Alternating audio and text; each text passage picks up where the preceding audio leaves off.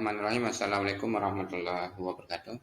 Pada video kali ini saya akan menjelaskan tentang bagaimana cara kita melakukan uji autokorelasi atau Durbin Watson menggunakan SPSS.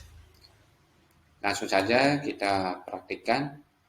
Silahkan teman-teman menyiapkan datanya.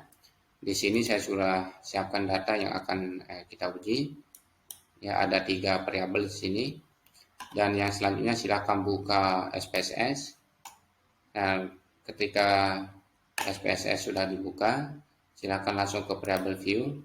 Nah, di sini tinggal teman-teman kasih nama aja X1, X2 atau Y. Nah, di sini X2, X1, X2 dan Y ini adalah variabel bebas X1, variabel bebas 1, variabel bebas kedua, dan Y adalah variabel dependent. Langsung saja desimal kita ubah jadi 0.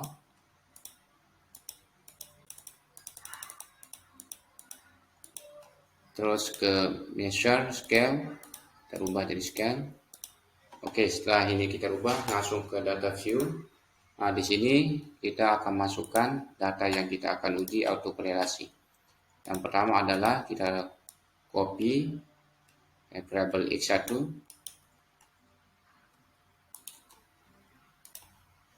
Oke, kita paste di sini.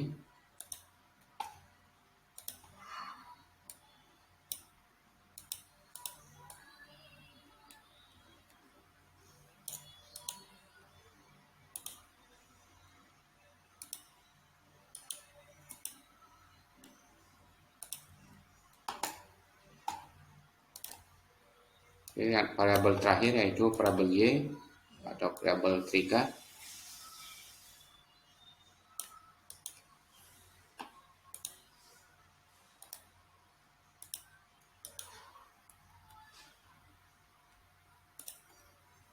Oke, setelah data yang kita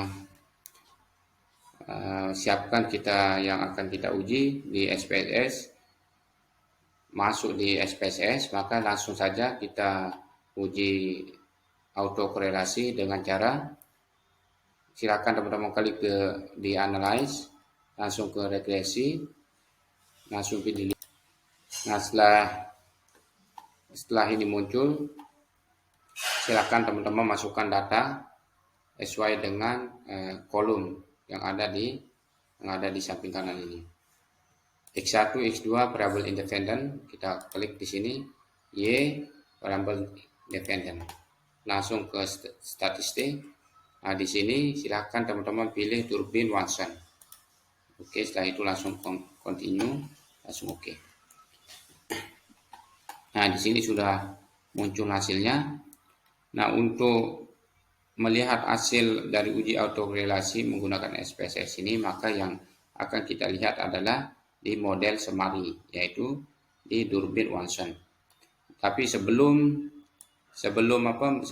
mengambil keputusan atau mengetahui apakah data yang kita miliki terjadi autokorelasi atau tidak, maka di sini saya sudah siapkan dasar pengambilan keputusan pada uji autokorelasi, yaitu Durbin Watson menggunakan SPSS. Di sini Durbin Watson adalah sebuah tes yang digunakan untuk mendeteksi terjadinya autokorelasi pada nilai residual atau prediction errors dari sebuah analisis regresi. Yang dimaksud dengan autokorelasi adalah hubungan antara nilai-nilai yang dipisahkan satu sama lain dengan jeda waktu tertentu. Nah, di sini ada keterangannya bahwa T adalah jumlah sampel atau N, K adalah jumlah variabel bebas atau independent, DL adalah batas bawah pada Durbin Watson, DU adalah batas atas pada Durbin Watson. Nah, di sini ada 3 syarat dalam pengambilan keputusan. Di dalam sebuah keputusan bahwa data yang kita miliki apakah terjadi autokorelasi atau tidak. Yang pertama adalah D, yaitu kurang dari DL, atau D adalah lebih kecil dari DL, atau D lebih besar dari 4 kurangi DL, yang artinya terjadinya autokorelasi. Yang kedua adalah DU lebih kecil dari D, lebih kecil dari 4 kurangi DU, yang artinya tidak terjadi autokorelasi. Yang terakhir adalah DL lebih kecil dari D, lebih kecil dari DU, atau 4 kurangi DU lebih kecil dari D, lebih kecil dari 4 kurangi DL, yang artinya tidak ada kesimpulan. Nah, langsung saja kita melihat bahwa di sini saya sudah siapkan. Nah, untuk nilai D, ya D atau Durbin-Wansonnya adalah 2,224. Nah, ini nilai Durbin-Wansonnya ini kita dapatkan di hasil dari analisis SPSS, yaitu dilihat di model Semari, yang dimana nilainya itu adalah 2,244. Yang selanjutnya adalah untuk DL dan DU, ini kita bisa ambil nilainya ini adalah di tabel Durbin-Wanson. Nah, di mana kita dapatkan tabel Durbin-Wanson? Silahkan teman-teman download di Google. Nah, sedangkan di sini di video ini saya sudah siapkan. Ya, di sini tabel Durbin-Wanson ya dengan probability 0,05 atau 5% saya sudah siapkan. Maka di sini dapat dijelaskan bahwa K itu adalah jumlah variabel, ya, variabel bebas, yang dimana pada data ini atau data yang saya uji ini jumlah variabel bebasnya itu adalah 2, maka di sini saya kasih tanda. Nah, selanjutnya N itu adalah jumlah sampel atau responden yang menjawab kuesioner yang kita sebar, yang dimana adalah jumlahnya 35. Saya sudah kasih tanda juga. Nah, selanjutnya adalah kita melihat DL, yang dimana DL di sini adalah dapat kita lihat kita melihat dari jumlah responden, ya, kita scroll ke bawah,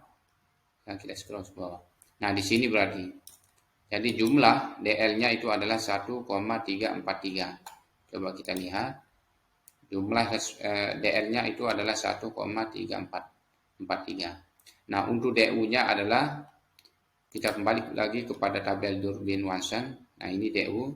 DU-nya itu adalah 1,5838. DU sama dengan 1,5838. Jadi semua dari yang syarat ini kita sudah penuhi, atau kita sudah mendapatkan nilainya.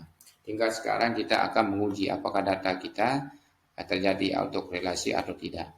Yang dimana rumus yang saya pakai di sini adalah rumus nomor 2, yaitu DU lebih kecil dari Durbin-Wanson lebih kecil dari 4 kurangi DU.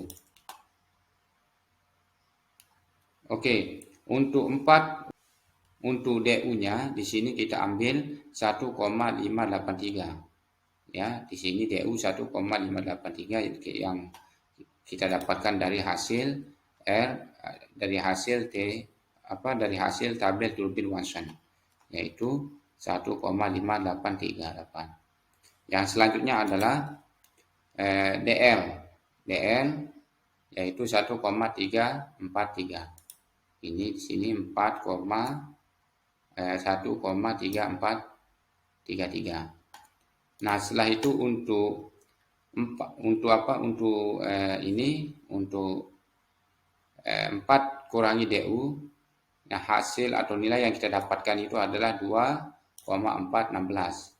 Nah, gimana caranya? Maka 4 kurangi DU yaitu 4, ya, sesuai dengan rumus di sini 4. DU-nya itu adalah 1,5838.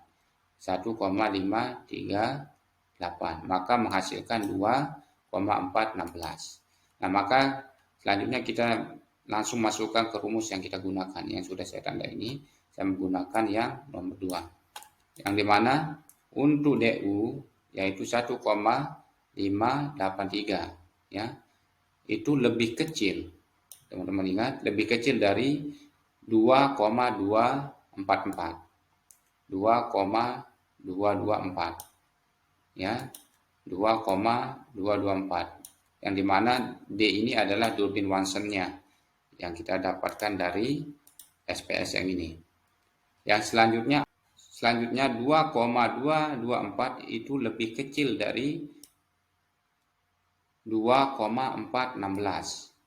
Ya, yang dimana 2,416 ini kita dapatkan dari 4 kurangi DU, yang dimana menghasilkan 2,416. Nah, jadi dapat diartikan bahwa data yang kita miliki ini tidak terjadi autokorelasi.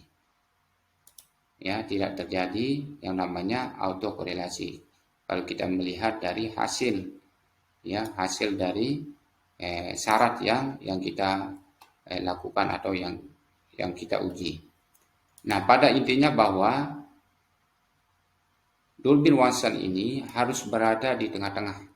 Maksudnya berada di tengah-tengah itu adalah dia itu harus lebih besar dari DU, ya. Dari Durbin Watson ini harus lebih besar daripada DU, terus Durbin Watson ini harus lebih kecil daripada 4 kurangi DU. Yang artinya bahwa baru data kita dapat dikatakan tidak terjadi autokorelasi. Kalau misalnya menjadi dasar kita di dalam mengambil keputusan bahwa apakah data yang kita miliki terjadi autokorelasi atau tidak. Mungkin sekian video kali ini untuk bagaimana cara kita melakukan yang namanya uji autokorelasi dengan melihat tabel atau hasil SPSS pada Durbin Watson. Kurang dan lebihnya mohon maaf. Assalamualaikum warahmatullahi wabarakatuh.